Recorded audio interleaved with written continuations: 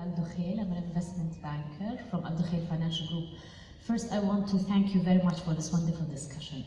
And definitely, you have definitely spun it off to be an interesting investment opportunity, really, to support the patent growth or conversion. And I'm very much interested in your reference on having somewhat a resilient ecosystem to absorb, and I think the word was absorbability capacity, which I thought was very interesting. So I want to know more about what observability capacity looks like in terms of in the ecosystem, because this is what we're really trying to build here, is the ecosystem that's conducive to converting these patents. This is one.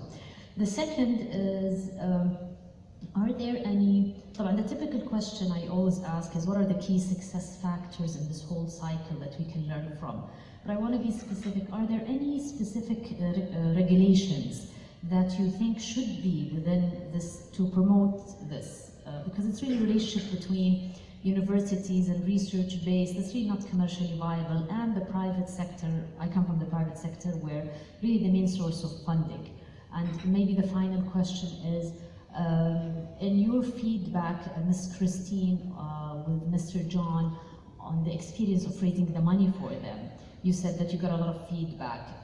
What were investors looking for? What was the value proposition that you had to pitch in order to raise the money? Thank you. So I think John. Starts. Okay, I'll address the absorptive capacity part of your question.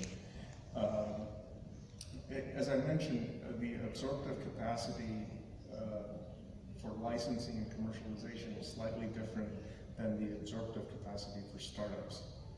And the main concept behind absorptive capacity is you need to have industry or investors or an infrastructure that is able to take your technology, whether it's patented or unpatented, or whether there's a combination of stuff, and be able to develop it commercially.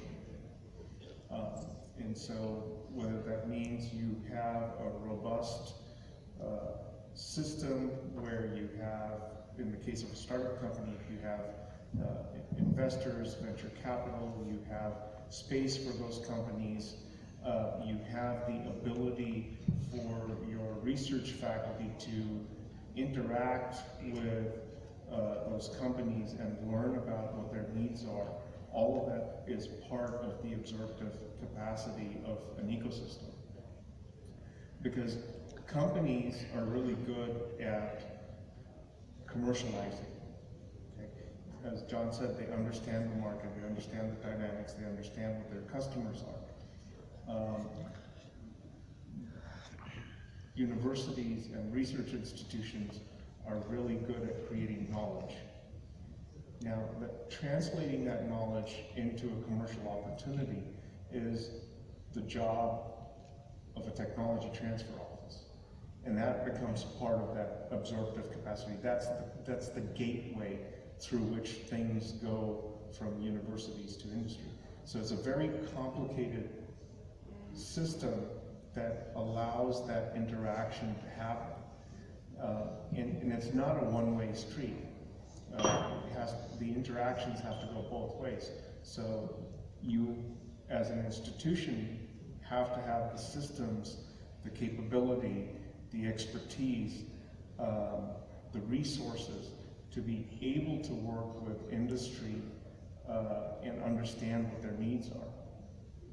You know, one of the simplest things, and we alluded to this very early, was how you have your researchers understand what industry needs are. When I was there at the university, and one of the things that I do with my clients is say, if you want to understand what industry needs are, have industry come to your institution and talk to your research faculty about what they need, what they want, okay? The simplest example that I have to offer is that the way that universities are organized, we have departments. In the medical school, you have a department of pediatrics, you have a department of obstetrics, you have a department of neurology. When a company comes to you, They don't say, tell us what inventions you have in your neurology department. When a company comes to you, they say, tell us what you're doing in the area of pain, for example. Understand how those companies are going to talk to you, and you have to be able to respond to them in the way that they understand what's happening. So all of that is sort of a complicated equation that's part of that absorptive capacity interaction. Christian, she asking about the feedback from the investor. So she want to know what is the investor looking for. Right. So I kind of want to follow on with that. It's funny, you know, I guess with age comes some wisdom. At least we like to think that. When I started in technology transfer, I was very analytically driven. In fact, I came from banking. I had made a transition from banking into technology transfer.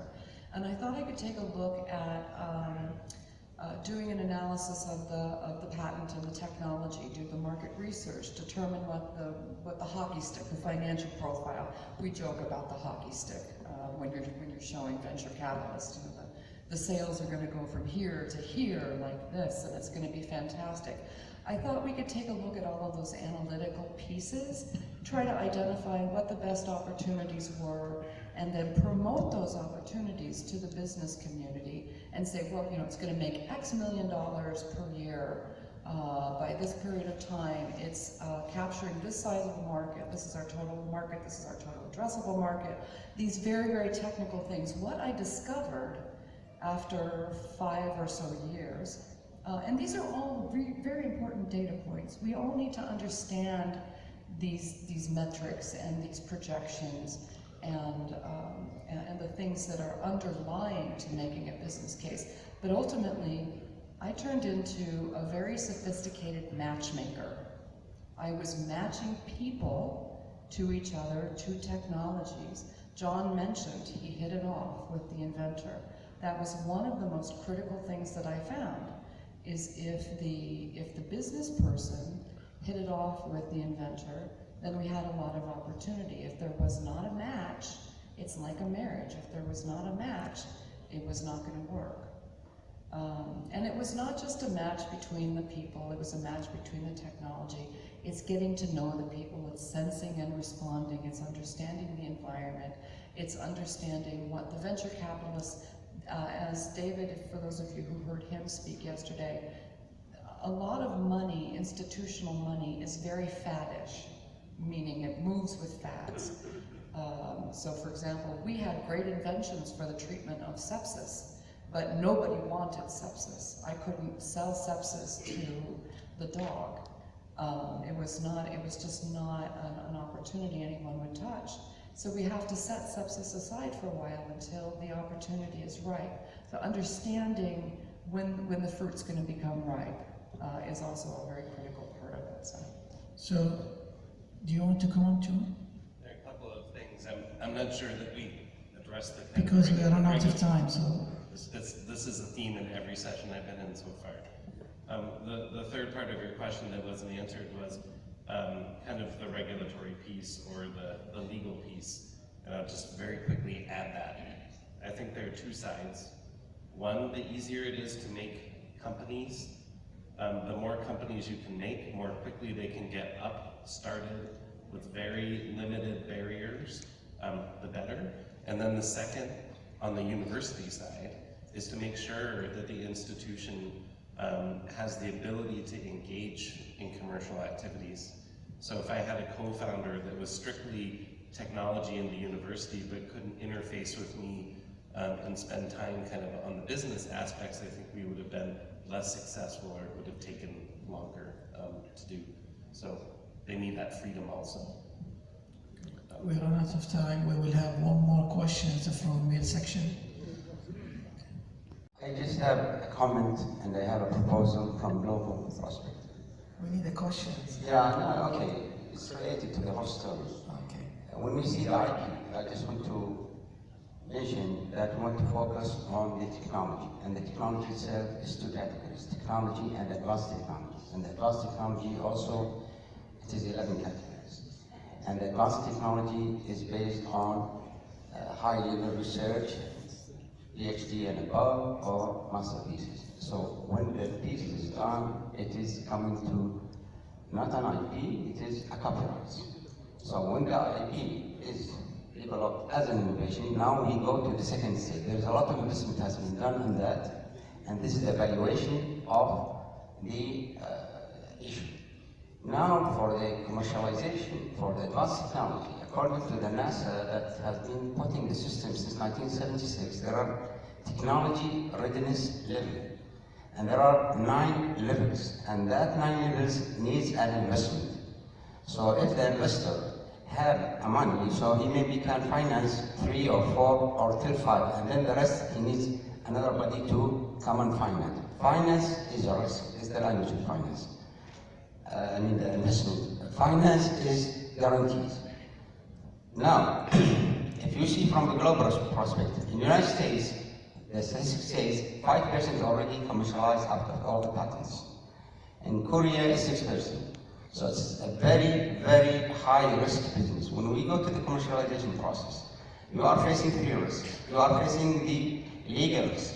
You are facing the technology application risk. You are facing the business model risk. There are 3 risks. So what I'm proposing from the financial authorities, if there is a bond can be created with 10 years span period, and this bond, they can call it as an innovation bond. Because if we see the 3 financing categories, we have the venture capital, they are very concentrated.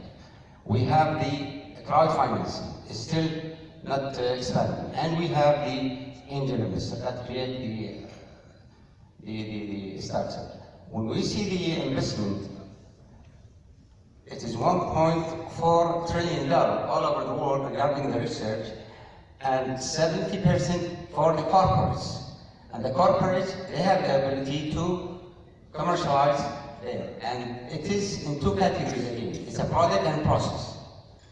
And in the process, they spend money, these corporates, in order to decrease the cost and increase the efficiency. So now we come to the main issue. I'm proposing that one, and I'm proposing an innovation commercializing fund. So that fund will have the patents and the commercialization steps 2 or 3. And this has been evaluated. And maybe one of these baskets, if he has 10 or 20, one can be materialized and can cover all of these adaptations. And thank you. So I think you made an excellent point. Commercialization is a risk investment scenario. And from a university standpoint, or from any standpoint, when you're commercializing something, there are risks. There's the financial risk, as you said, there's the technology risk, there's the legal and regulatory risk, there's also the market risk. And what I like to, the first question that I like to ask is, if you have an innovation, okay, does it fulfill a market need, which is the market risk? If it doesn't fulfill a market need, then the other risks go exponentially higher. That's the potential, we call it. Yeah, but the first question you ask is, if I make this product, is somebody going to buy it? If nobody's going to buy it, right? That's what you call off-take agreement when you create the business. Right. And so you have to balance that risk profile. And so the going out to, and John talked a little bit about this yesterday in the session, is doing that customer discovery to understand whether your product fits their needs. And if it does, if that product fits their needs, you will be able to attract the financing, the background, and the individuals that are interested in commercializing the technology. But if it doesn't fulfill that market need, you are not going to be able to, it doesn't matter how much money you spend on a patent, you're not going to be able to commercialize it. I mean, to me, that's the fundamental, that's where everything starts. I know that we need to go on to another question. I think that, and I'm not sure how many people No, here are we in need to close the universities or how many people are in, sorry. We need to close the session, okay? So we'd like to thank you, the panel, for the wonderful discussions, and we would like to thank you all for your time. So.